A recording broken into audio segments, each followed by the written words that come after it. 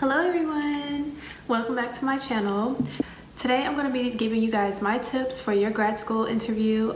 If you guys do have a grad school interview, congratulations. I'm so excited for you all. And yeah, hopefully my tips can help you guys in getting into school. Pretty much what this interview, majority of the time, what the interview is assessing is your fit. Majority, not all the time, but it's really looking at how you fit, because they already know you can do the work. That's why they invited you to the interview. But now they're looking at, okay, how will they fit in? They want to get a deeper understanding of you and kind of just fill you out type of thing, and how you kind of would, merge in their program. So today I'm just going to be giving you guys my tips on it. Please pardon my tea drinking. People are getting sick right now and I don't want no parts of it, so I'm trying to prevent that as much as I can. So tea is one way I'm doing that. So like I said, I'm just going to be giving you guys my tips. I'm going to be looking at my computer periodically because I wrote them down here. Also, this video is going to be a two-part video. So in this video, I'm going to be giving you guys the tips in regard to the environment that you guys can expect, how to deal with that and such. But in that part 2 of this video, I'm also going to be giving you guys potential questions you might get asked and kind of how to answer those. Well, just my advice on how to answer those. And also do keep in mind that my tips, they are from my personal experience, but they're also from experience that I've gathered from others. So, always feel free to ask other people and talk, because the more you know, the more you can do better, it's better for you. So, all right. So I'm just going to jump into the first tip. Obviously do your research. This is grad school, so everything in grad school is research.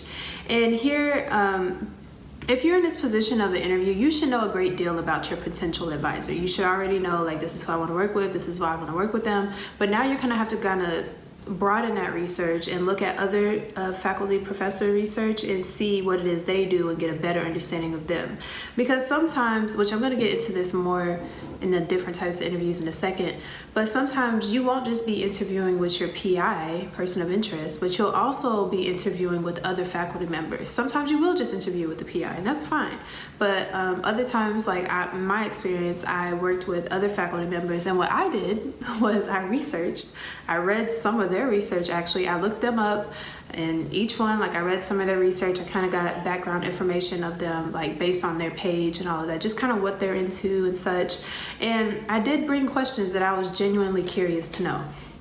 Do keep in mind that sometimes, if you go in there asking them very specific questions, on a research article from 10 years ago, they're not really gonna know what to do with. You forget your research over time. Yeah, I did that, but I don't really remember the ins and outs of it. Don't be one of those people. Try to, if you can, see what they're researching now and kind of ask questions. Kind of ask questions based on what they're researching now versus what they researched 10 years ago. Try to keep up with what they're doing, and don't get too specific, with the ins and outs of there, and don't get too hostile or anything like that. Just ask questions, genuine questions you wouldn't want to know the answer to, okay? So by the time you're done doing this research on your faculty, you should have a pretty good grasp on the faculty. You should kind of know who they are and what they study and all of that. So when you go into this interview, you have something to talk about. You can even find a way to merge your experience with theirs and how it intertwines, and oh, I did this back in the day, or I actually had experience with what you're talking about and such. So that's a good way. It kind of gives you a favorable impression, okay, this is somebody, because you never know, you could potentially work with them. At our school, we do, a lot of people work with different professors. They don't just work with one. So that's a potential there, okay? And obviously, you should also have a good grasp on the program itself, what the program is about, why you want to go there and such like that. And those specific answers I'll get into later, in my next part 2. But you should have an understanding of what the program is and what they represent and how they do things, okay? So don't be going in there not knowing this stuff, y'all, okay? Okay. The next tip is there are different types of interviews. So depending on what school you go to, you might get hit with different types of interviews. You can get phone interviews. You can get individual one-on-one interviews, and then there are also group interviews. So if you're in a group setting, make sure that you are the first or second to talk each time. Now, when I say that, don't be overwhelming. If you can see other people haven't been speaking, but they want an opportunity, give them that opportunity. But if it's like one of those things where people are sitting there and they're just quiet, waiting on somebody else, be that person to go. It leaves a favorable impression, like in any like group interview setting. Don't be overbearing and don't be overwhelming to people, but you know, if they pause, like give people a second to talk, and if they don't talk, you jump at it, you get at it. It's an opportunity. Kind of what that says is like proactiveness and, you know, going after it, type of ambitious type of thing. Like, okay, I know what I want, you know, and I know my answer to this question. And obviously don't answer if you genuinely haven't thought about your answer or anything like that. A lot of times you need to be prepared for what questions they need to ask you, but sometimes, you know, you do get hit off guard with certain questions. You're like, I have no idea, and you have to think about it a little bit. So don't just jump for the sake of jumping at it, but actually, if you do have an answer already in your mind and you know how you want to go for it and you see nobody else's, take the opportunity, okay?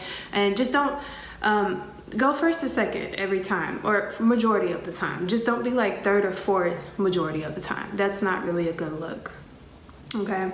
And also there are phone interviews, and this one, when you get phone interviews, this can be a bit, for me at least, when I got my first phone interview, I was extremely nervous. Like, I was like, oh my God. Like, I know like interviews in general can kind of be overwhelming. Kind of just try to calm down. That stuff was on my mind the whole time. It's just kind of giving me flashbacks right now.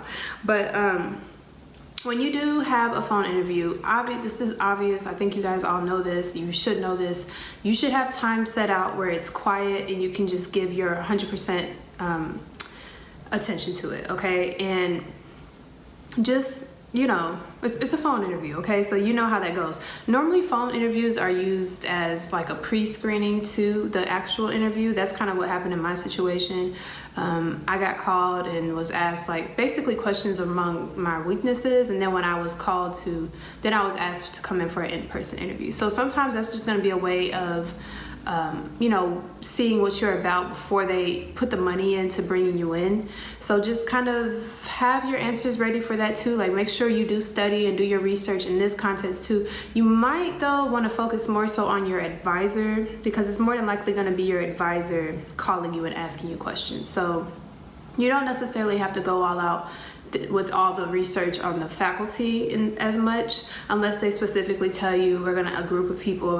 Majority of the time it's going to be your potential advisor that you want to work with that's going to call you and say, hey, you know, I have a few questions for you. Can we talk X, Y, and Z? And make sure, like I said, make time to talk to these advisors. Have a time, you know, set up and everything, because it's not really a good look if they call you and, you know, it's a lot of stuff going on. Just don't do that, okay? And sometimes some people, they do just having a phone interview and that's it with their PI. That's what one of my friends had. They just had a phone interview with my PI, with their PI, and went from there. Another one of my friends was in this group setting interview in the beginning when she was interviewing for her grad experience. Mine was more individual one-on-one. After the phone interview, when I actually got there, is individual one-on-one with each professor. So every school is different. Try to get a grasp of what it is going to be, what it's going to be like. Sometimes they'll tell you. More than likely, they'll give you like a schedule, and they'll say on there, it'll have like kind of what you'll be doing. So just be prepared for all of that, okay? Tip 3 is a very obvious one. Please dress appropriately. Don't dress, don't be dressing all lax and everything. This is a professional interview and you need to be professionally presented, okay? I'm not gonna get too much into that. No crappy appearances. We're not doing that, okay?